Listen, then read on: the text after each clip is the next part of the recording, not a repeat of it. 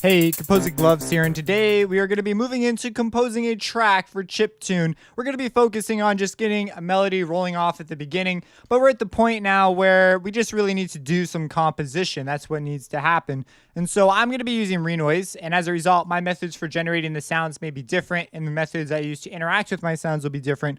But again, you can follow along in your favorite editor of choice.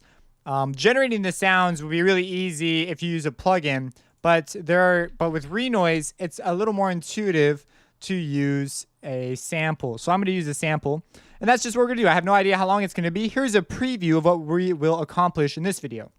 So here's the preview. We do a lot of entering notes. I don't explain any of the theory that I'm doing, just so you know. So if you're here for theory, I have a whole separate series for that.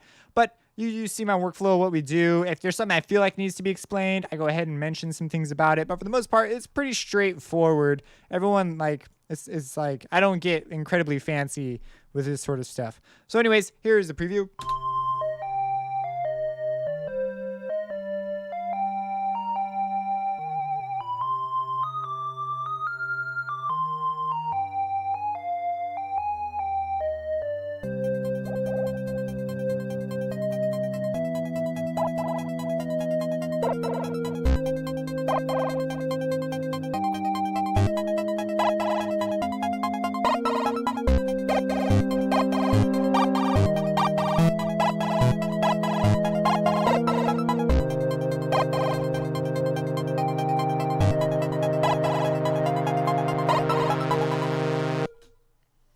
Okay, so it's not going to cut like that, but you get the idea. It's a work in progress. Probably going to space out a couple more things, add more development, and a couple more sounds at the background to establish an atmosphere. So I might not stay 100% chiptune here, but I think we have done pretty good for building the base of what is going to be, sounds like it's going to be a pretty cool track.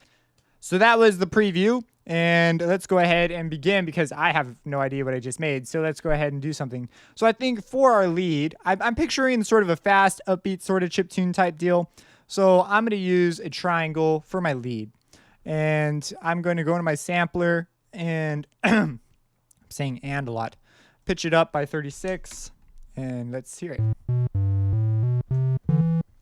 Well, this would be kind of cool. Let's play some higher notes. And let's add a chorus. Whoops, that's a doofer. I want a chorus.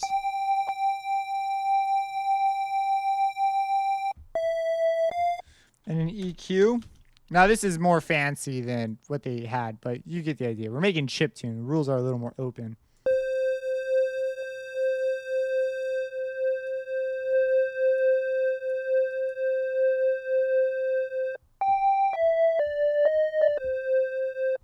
Okay, and let's add a reverb. I'm going to use an RC 2048 apparently because I clicked on 48. I thought 24. And we're going to go, let's go to a hall. I want to start with the bathroom preset on here. It's pretty cool. I quite dig it, but I just want to make a cool sound. Let's start with something that let's just start with, not that, that's for sure. Crossfall. And we want to turn on mix.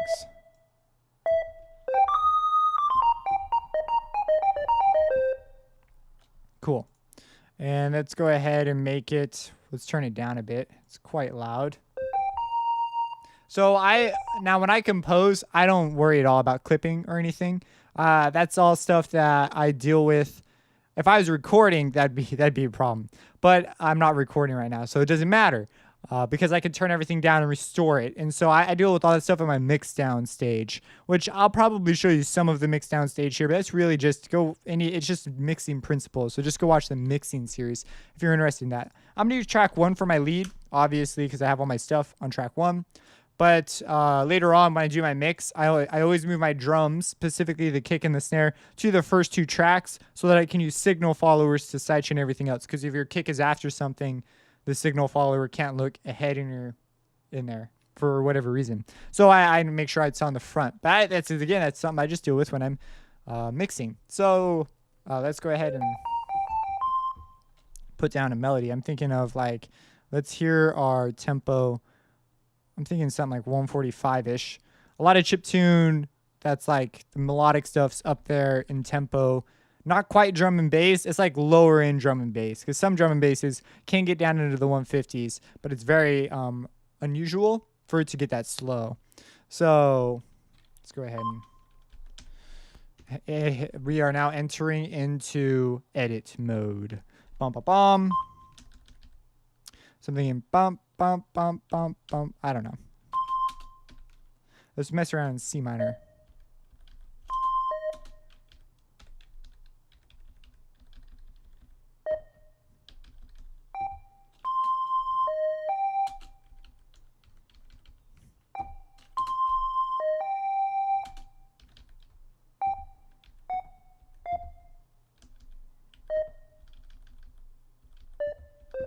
That's pretty cool.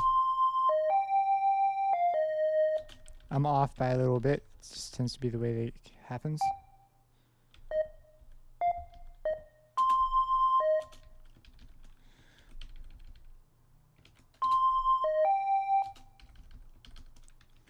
So I'm just using copy paste commands, simple stuff, just moving stuff to where the correct line I think it should be. This is typically how I do it in Renoise. This took me a while to like really understand.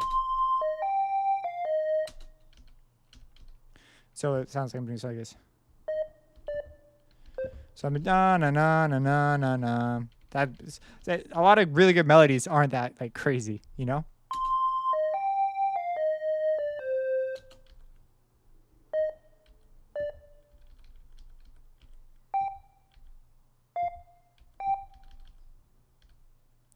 What's my pattern here? I'm just working with 16th notes here. I'm not going to use any 30 seconds, I don't think.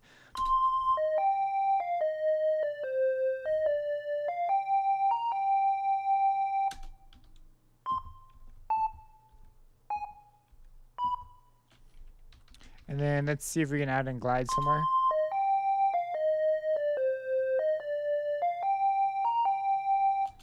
Right here, we'll add in a vibrato. So that's done with the V command.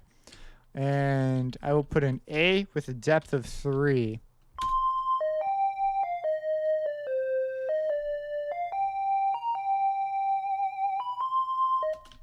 Maybe a little bit faster. I can't remember. No, that's not backwards, I don't believe. Let's do a speed of B.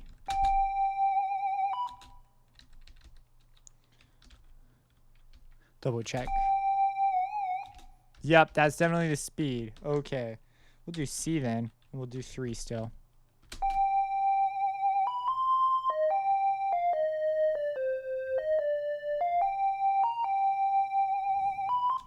So let's add another segment to our melody.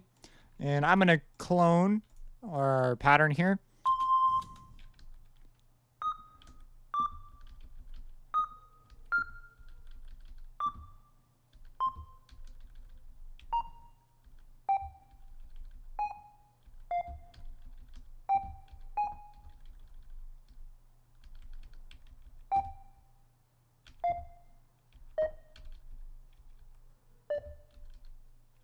This last part, I could hear the first part of that in my head, but this last part I'm gonna have to listen to. And I'm willing to bet the V will be a bad idea. So I'm gonna delete that for the second half.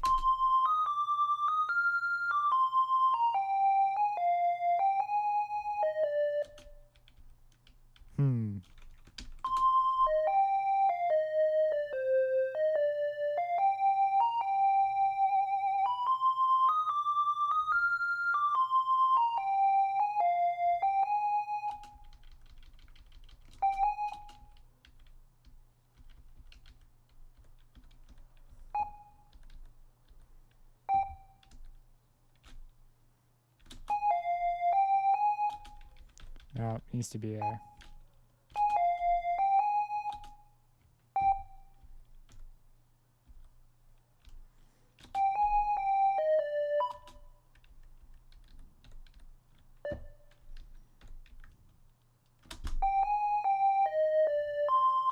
That's much better.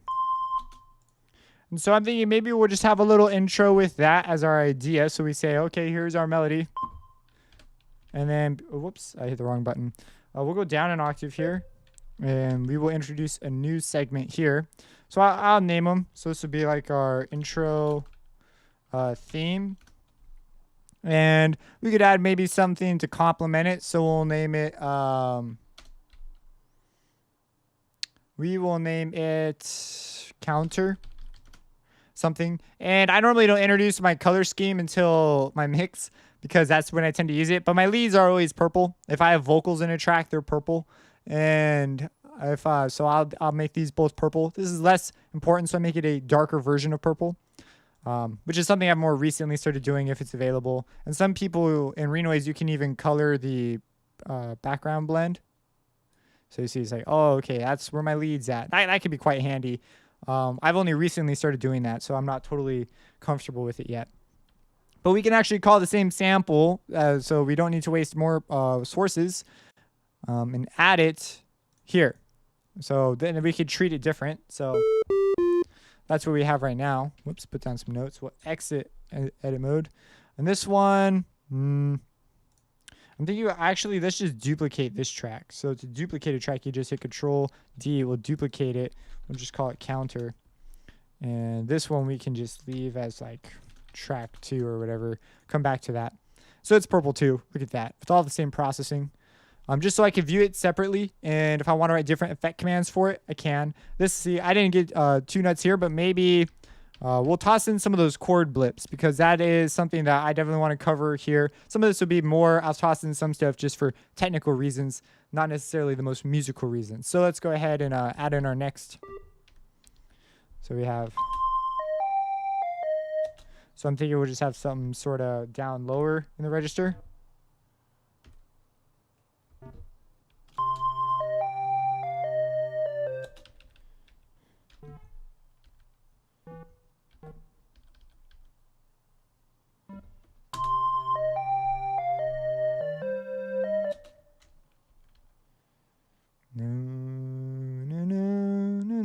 Thinking like that.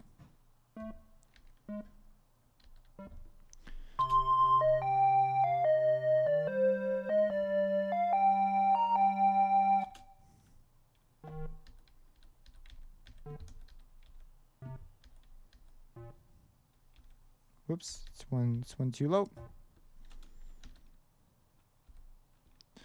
Go down to the next pattern. Okay, let's hear that.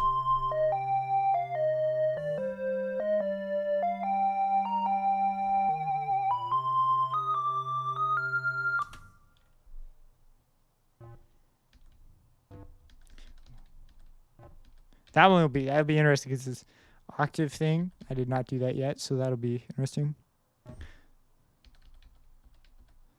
That'll be another interesting one, because that'll give a hint to a G major, but from the C7, because this is sort of like C to B flat. I don't know. There's a couple interesting things they're going through right here. Let's just see it.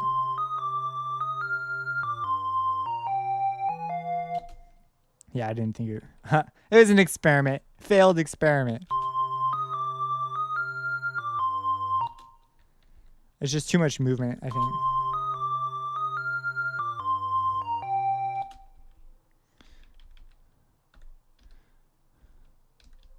Because I want the change to be on 32, because that's going to be the rhythmic importance.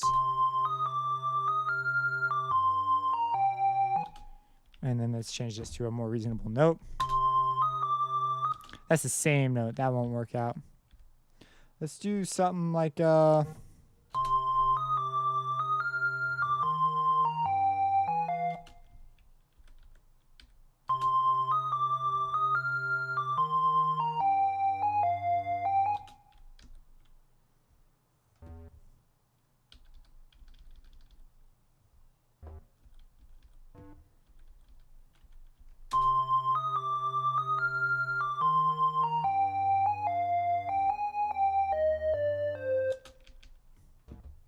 and then here we could do one of these things. Bump, bump, whoops. Maybe we could just hop in right here with everything. Like just make it like show up like freaking crazy mess. That could be a bad idea. This is not the most effective way of doing it, but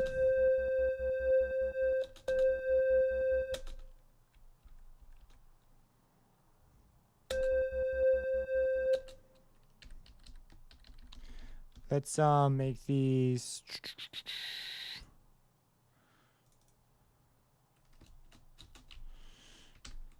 Whoops.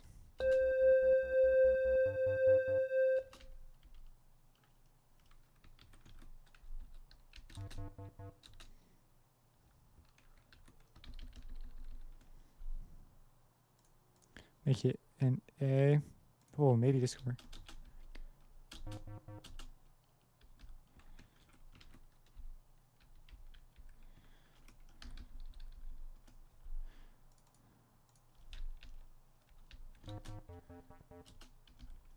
That was weird.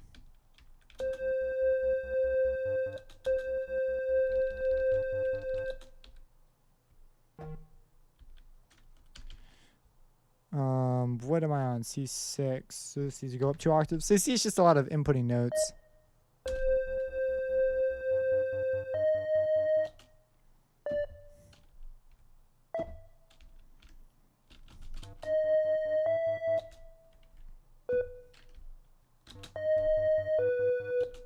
No.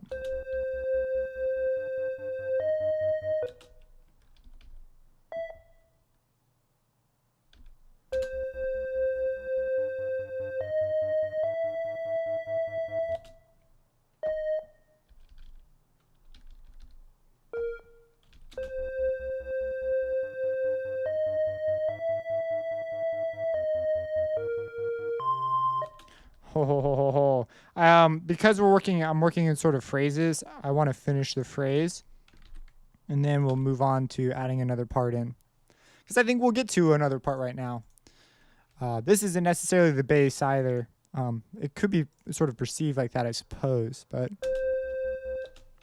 let's hear a previous pattern.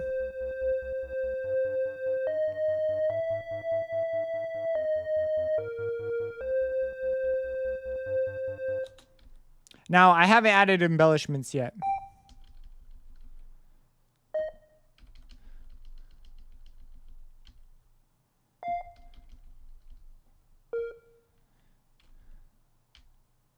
And so what I want to do at this part is let's break it. Let's add in an ARP, a blip ARP. That's what I'm beginning to call these. And I usually make blip ARPs blue. That's usually synths and things that play background roles or supporting roles. They're not necessarily the main feature of the track. So I have a somewhat of a chord progression here. The bass sort of outlines it a little bit. And I'm going to use a saw. Oh, let's make a blip ARP using a draw feature because that's kind of cool. So we're going to draw. We've already talked about this a little bit. So I'm just going to do something like this. And then maybe like that. And so we've talked about what lines and curves can mean, so I'm not going to like cover it all here. But, you know, odd even harmonics are generally will appear better with lines than with curves. Curves will act as filters and straight lines will act as odd harmonics. Essentially, that's how you can sort of think about moves like this. So we get something that's very close to a saw wave. Now, it's a little high. And so I'm going to...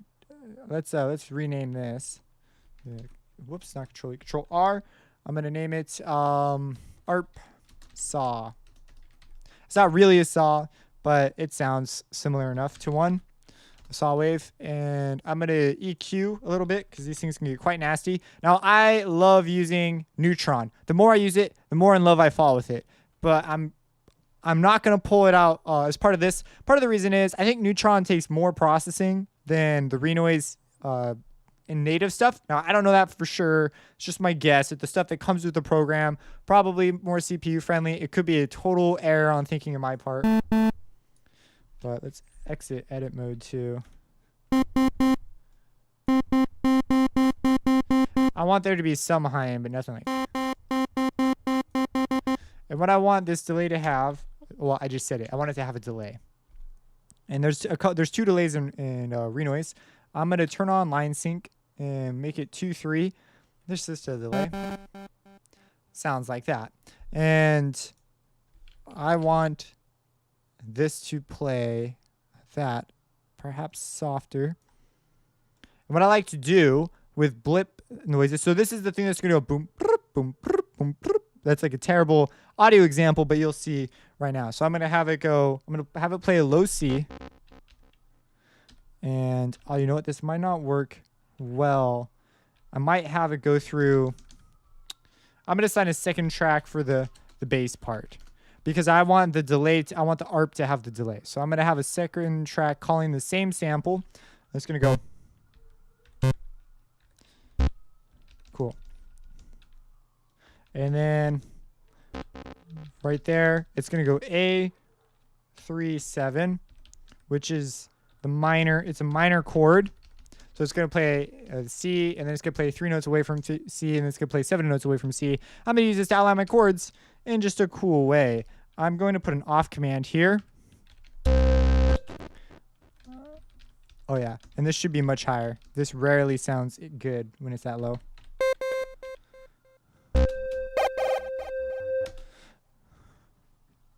Okay. Let's try making this the other way around.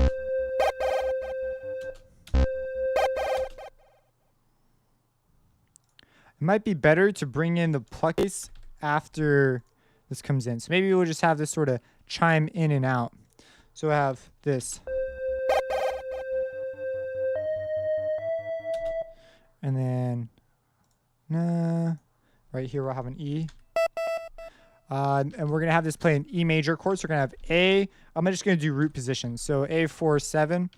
That'll be an E major first root position.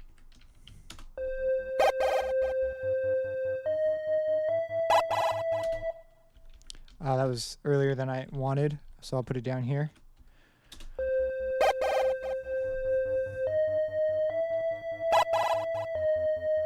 And then right here, it'd be cool to have that. Now, this is a C7, so I'm going to put a C and then an A, and then I'm going to have it play 1, 2, 3, 4, 5, 6, 7, 8, 9, 10, which is A, and then I'm going to have it play a 4 after that, which would be the E. So it's not, it's like sort of a weird thing to think about. It's going to play first it's going to play the C, then it's going to play B flat, but then it's going to play the E above. So it's like it's a third inversion because it's going to play the B flat above.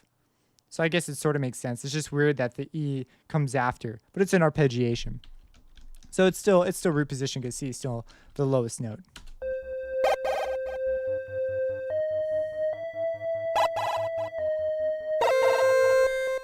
Oh, that's the joy of forgetting to put an off because then it just played. So that's pretty cool. And then right here, maybe we could add in our pluck, sort of ease things in. And maybe make it a little more regular. Oh, you know what? We could get fancier here and put an E flat. And then we will have this E flat do. So we'll have it play 1, 2, 3, 4. I love it when I have a keyboard in front of me because when I do it in my head, sometimes I just do it wrong. 1, 2, 3, 4, 5, 6, 7, 8, 9, which would just be 9. Okay, that's first inversion. This is just general first inversion. So third is in the bass. Maybe let's not go full time yet. Let's do that down here.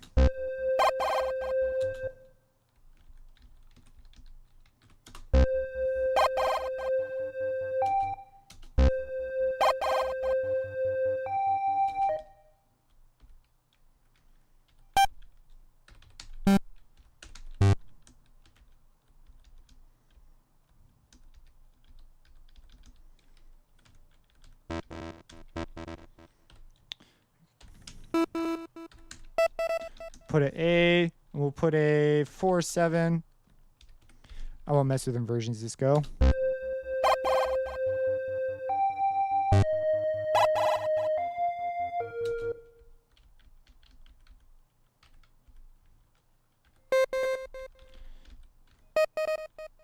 So let's do one here.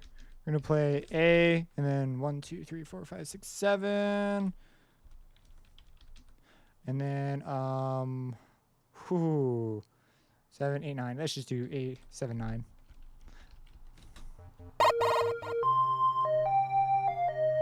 And then let's go ahead. Let's get jam in here. So let's take these things. We'll clone it twice and paste it. We'll toss in our bass. Now for real.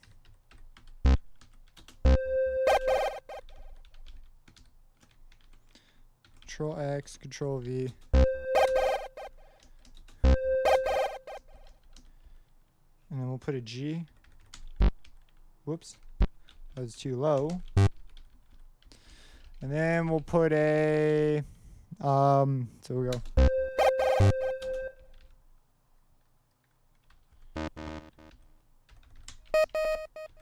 Whoops, didn't mean to do that. What was it?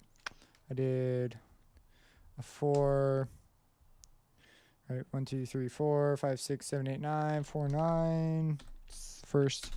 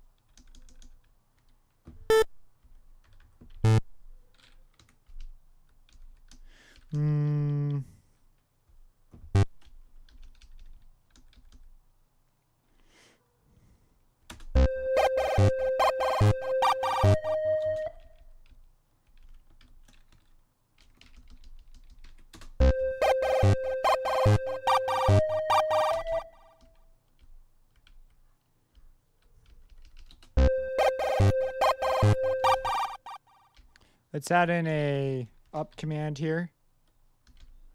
And we'll go up by a quarter of a tone, so something small.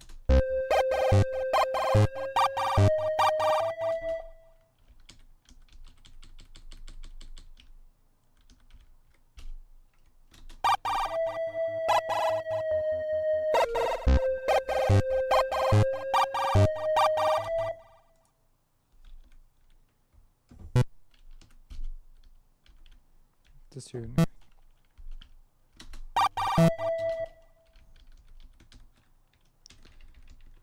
Whoops. I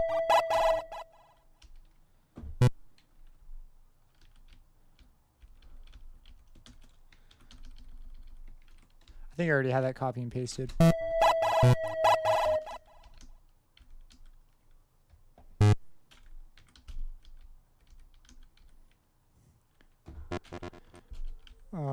Couple octaves up, one more. Do A, 3, 7. That's a new one.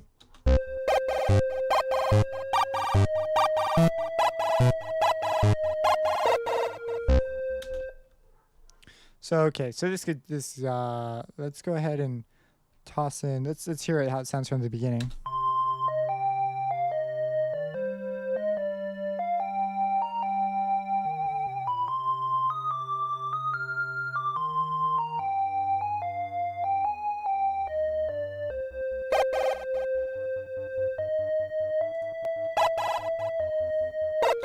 Okay, so I'm thinking let's add a filter.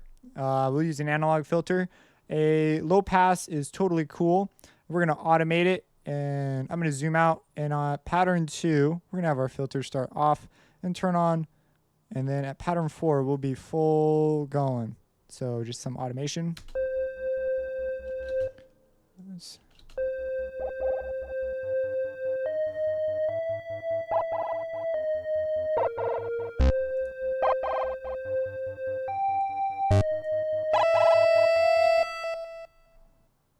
Whoops, didn't put an off command there. Did I undo that? I don't remember.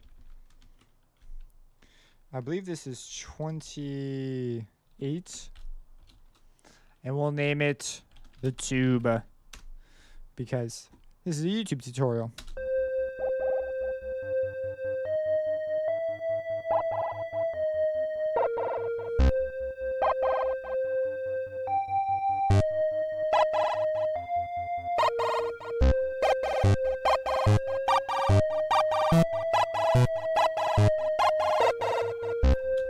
Okay, so we have something we can sort of start to see vision. I'm going to use the same sound. This one's going to be a regular ARP. So I'm going to name it ARP. I'm going to color it blue. and I'm going to have it start playing the arpeggiation pattern from over here. And it's just going to be outlining the chords, and it's going to be using a delay and a filter and come in over time. Actually, I'm going to duplicate this sample. So I'm going to duplicate, because I'm going to put a delay and a filter, and I want to have it separate as a sample, because I'm also going to add a pluck. So to do that, I'm going to go into modulation, AD. Well, this works too. Envelope. So that's what we have.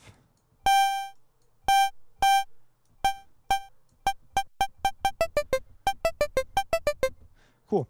And I'm going to give itself now. You should really use send tracks for reverb and EQ, and not EQ, but reverb and stuff. But I'm not gonna. Whoops. So I'm gonna add a delay to this thing as well. Delay.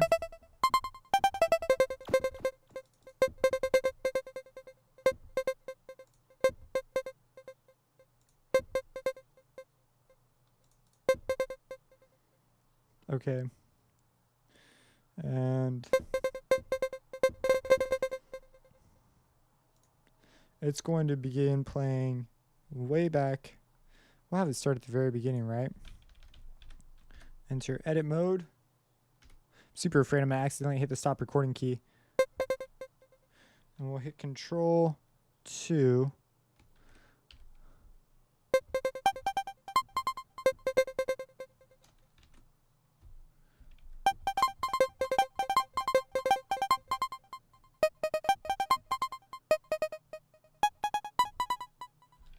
Change that.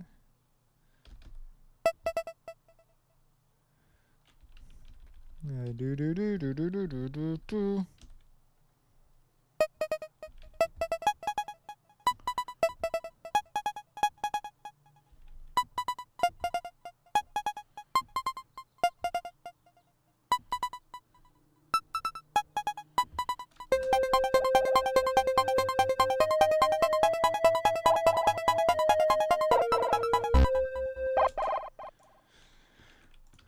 Okay. We'll change it up a little bit here too, but we'll add a filter now. And we're going to make it a high pass filter. I'm going to set a loop so I can hear it.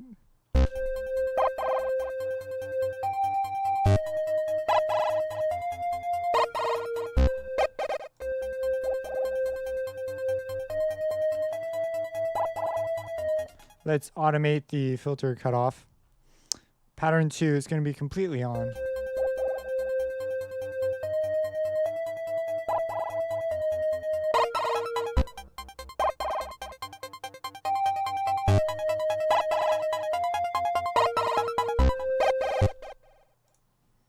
And let's vary up the notes here. Actually, you know what? For the ARP, might not be the greatest idea. I also want to add in something that's just a background, you know, like maybe noise or something, a pad of some sort.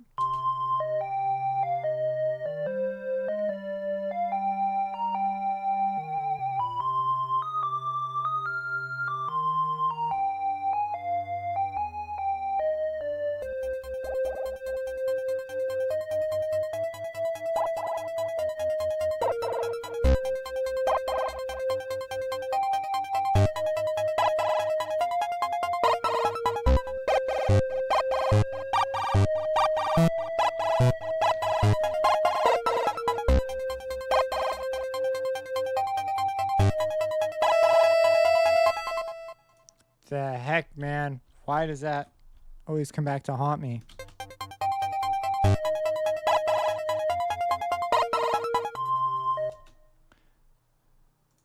Let's have drums come in here. And then we could make some more moves here. So we only got 3 sounds. It's kind of interesting. Let's go ahead and add in just one more element. Let's add in a square wave. Or let's add in a pad. Let's make it sort of a sine wave pad. Let's draw this sound too. So I'm going to go to waveform on a new instrument, draw, process, and maybe something with a curve that comes up like this and comes down like that. So, whoops. Okay. So the saw, I actually really like the processing on this. So I'm going to come and go to processing. Let's hear what it sounds like on this one. Exit. This is something kind of cool once you have it all your sounds. It's basically like trying out mixer channels. Nope. I really like the saw, so we're going to control duplicate that, name this pad.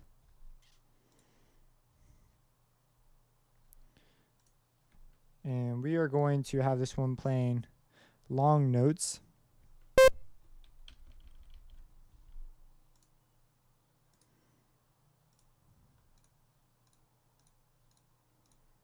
That's not what I wanted.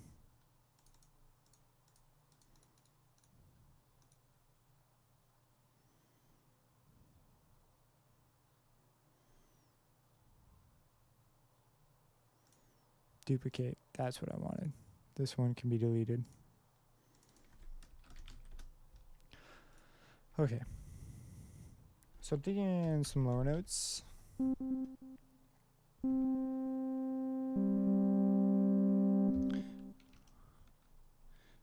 Control Shift over will add a second notepad. And we'll go.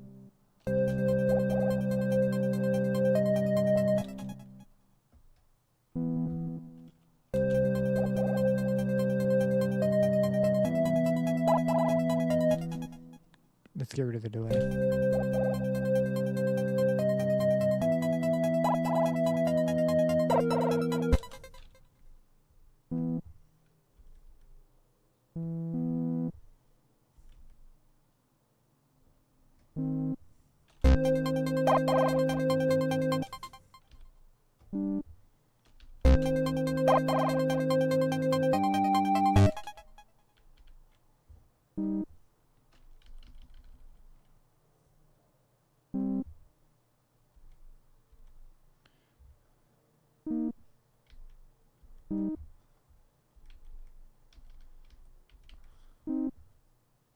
No.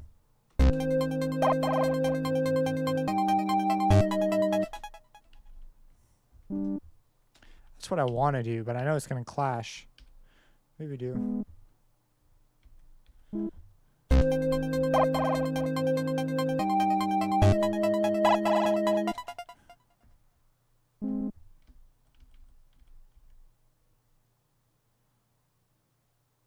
Ooh.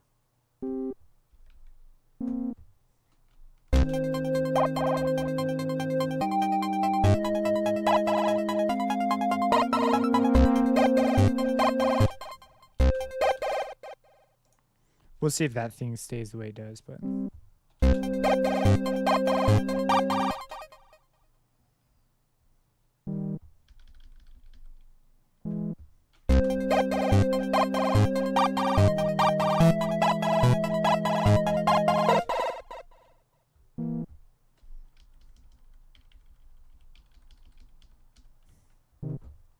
so I'm just putting chords where I think chords should go.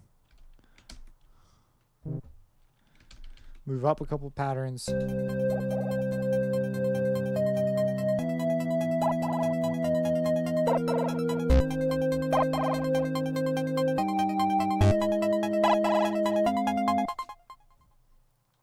going to have the E glide. We're going to have a glide. What is that? 4, 4. So this would be interesting. Staff glide. Let's just do a down of 1. Whoops. Control 1.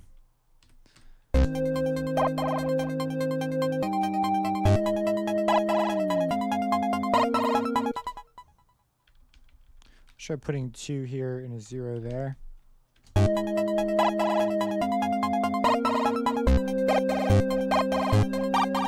And while this is going on, we're going to be opening the filter up.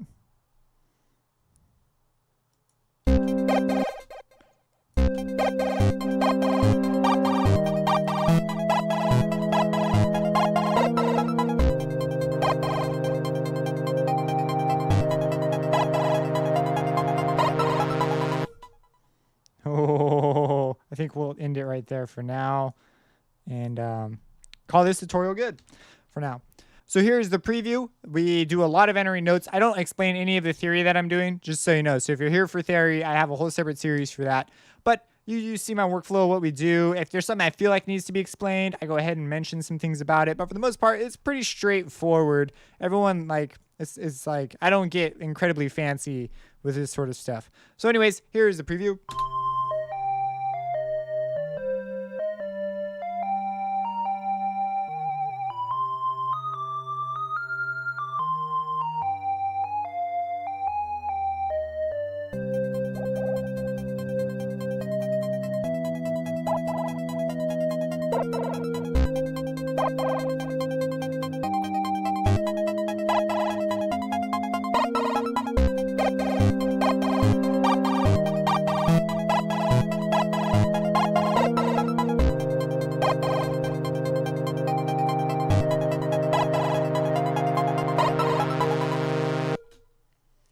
Okay, so it's not going to cut like that, but you get the idea. It's a work in progress. Probably going to space out a couple more things, add more development, and a couple more sounds at the background to establish an atmosphere. So I might not stay 100% chiptune here, but I think we have done pretty good for building the base of what is going to be, sounds like it's going to be a pretty cool track. If you have any questions, let me know. Subscribe, support me on Patreon, of course, and have a blessed day.